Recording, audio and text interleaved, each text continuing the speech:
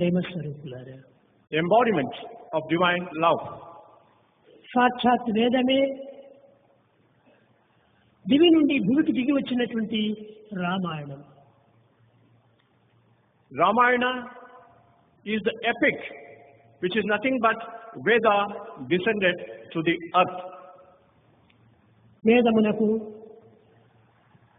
ఋగ్వేదం, యజుర్వేదం, సామవేదం, అథర్వణ వేదం అని 4 పేర్లు ఉన్నవి. There are 4 names for the Vedas: Rigveda, Yajurveda, Samaveda and Atharvana Veda. ఋగ్వేదము యజ్ఞయాగాది క్రతువులకు తోడ్పడినటువంటిది, పోషించినటువంటిది, కాపాడినటువంటిది. Rigveda nourishes and protects the yagas and ajnas, the sacrificial rites. అది ప్రాకృతమైనటువంటి రామాయణం నందు ఋగ్వేదమే రాముడు. In the epic of Ramayana, Rama himself is the Rigveda. ఈ మంత్రములను పోషించి, మంత్రములను రక్షించి, మంత్రములను ఉచ్చరించేటువంటి యొక్క వ్యక్తి లక్ష్మణుడు, యజుర్వేదము. Lakshmana, who chanted the mantras of the Vedas, is none but the Yajurveda. రాముడు అరణ్యములో ఉండినప్పుడు అయోధ్యను వదిలి నంది గ్రామంలో చేరి భరతుడు 24 గంటలు కూడాను రామనామాన్ని స్మరిస్తూ వచ్చాడు. ఈ స్మరణే సామవేదం యొక్క స్వరూపము. Bharata, when Rama went away to the forest for 14 years, he lived in the village of Nandigrama near Ayodhya, and all the 24 hours he was chanting the name of Rama. He is Samaveda. Rigveda, Yajurveda, సామవేదములను సంరక్షించే నిమిత్తమై ఆజ్ఞను పురస్కరించుకొని ఆనందముతో వీటిని కాపాడే నిమిత్తమై తయారైనటువంటి యొక్క శత్రుఘ్నుడు, తన యొక్క శత్రుఘ్నుడు నిజమైనటువంటి యొక్క అంధశత్రుడు. Shatrughna, who with great bliss and joy obeyed the command, and it was his vow to protect the 3 brothers in the form of Rigveda, Yajurveda and Samaveda, is the Atharvana Veda. ఈ అథర్వణ వేద కేవలము దుర్మార్గములను, దుష్టులను, దురాచారములను, దుస్సంగములను దూరం చేసి సదాచారములను, సత్ప్రవర్తనను, సత్గుణములను పోషించేటువంటిది అథర్వణ వేద యొక్క సారము.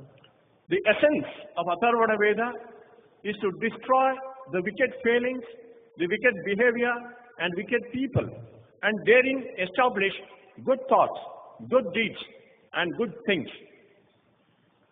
శత్రువులను సంహరించి మిత్రులను, పవిత్రమైనటువంటి వ్యక్తులను పోషించుకునే నిమిత్తమై జన్మించినటువంటి వాడు శత్రుఘ్నుడు. అనగా శత్రువులను ధ్వంసం చేయవాడు శత్రుఘ్నుడు.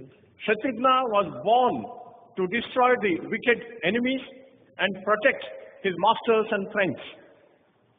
ఇట్టి రామాయణమే వేదము, వేదమే రామాయణమని రెండింటి యొక్క సంబంధ బాంధవ్యములను నిరూపించినటువంటిదే మానవత్వము. In fact, humanity or humanness is the direct demonstration of the intimate relation that exists between Veda and Ramayana. వేదం వేరు కాదు, రామాయణం వేరు కాదు. Veda is not different from Ramayana. కేవలం దశరథ కుమారుని యొక్క పుత్రులు వీరందరూ కూడా రామాయణం యొక్క మిత్రులు. కానీ ఇంత మాత్రంతోనే మనము తృప్తి పడకూడదు. The 4 brothers who are the sons of Dasharatha are the heroes of Ramayana, but just knowing about them is not enough. ఎవరు దశరథుడు? Who is Dasharatha? దశేంద్రియముల యొక్క రథమే దశరథము. అనగా మన దేహమునందు 5 కర్మేంద్రియములు, 5 జ్ఞానేంద్రియములు రెండును చేరి దశేంద్రియములుగా ఏర్పడినటువంటిది. Who is Dasharatha? One who is the chariot with 10 wheels. It is nothing but the human body which has 5 cognitive senses and 5 conative senses. కనుక ఈ దశేంద్రియముల రథమైనటువంటి యొక్క దేహము నుండి ఆవిర్భవించినటువంటి వారే రామలక్ష్మణ భరత శత్రుఘ్నులు. Rama, Lakshmana, Bharata and Shatrughna emerge out of this human body which has these 10 senses. కేవలం దశరథులకు కూడాను పుత్రులు car వారు. In fact, they were not the sons of Dasharatha. Kaushalya పుత్రులు కారు వారు. They were not the sons of Kausalya. కేవలము అగ్ని నుండి ఆవిర్భవించినటువంటి యొక్క చైతన్య స్వరూపుడు. They were the very embodiments of consciousness which emerged out of fire. కనుక వీరి పుత్రులు వారి పుత్రులని మనం విభజించుటకు ఏమాత్రము అవకాశం లేదు. There is no scope for us to think they were the children of this earth. ఇట్టి పుత్రులైనటువంటి రామలక్ష్మణ భరతశత్రుఘ్నులు జగత్తులకు ఆదర్శవంతమైనటువంటి వారు. These four brothers, Rama, Lakshmana, Bharata and Shatrughna, were ideal brothers who set great ideals to ప్రతి the whole world. కుటుంబములకు, ప్రతి సోదరులకు, ప్రతి తల్లిదండ్రులకు, ప్రతి అక్క చెల్లెళ్లకు, అన్నతమ్ములకు ఆదర్శాన్ని అందించి ఆనందాన్ని చేకూర్చినటువంటి వారు Ramalakshmana భరతశత్రుఘ్నులు. Rama, Lakshmana, Bharata and Shatrughna, they set great ideals for every family, for all brothers and sisters and the whole world, and delight the whole world. విశ్వమందు ఇప్పుడు వెలుగొందుచుందను. The Lord shines in the universe. ఈ విశ్వమందు కూడా భగవంతుడంతా కూడా వెలుగుతూ ఉన్నాడు. God all the time shines. విశ్వవిభుని మైత్రి విడదీయరా అనేటువంటిది. The friendship between the universe and the Lord is inseparable. కనుక విశ్వమంతా కూడా కేవలము ఒక జీవుల చేత నిండినటువంటిది. The universe is full of beings. కాబట్టి జీవులే రామస్వరూపులు. And individuals are the very form of Rama. ఒక్క రాములు మాత్రమే రాములు కాదు, సర్వ జీవులు కూడా రామస్వరూపులే.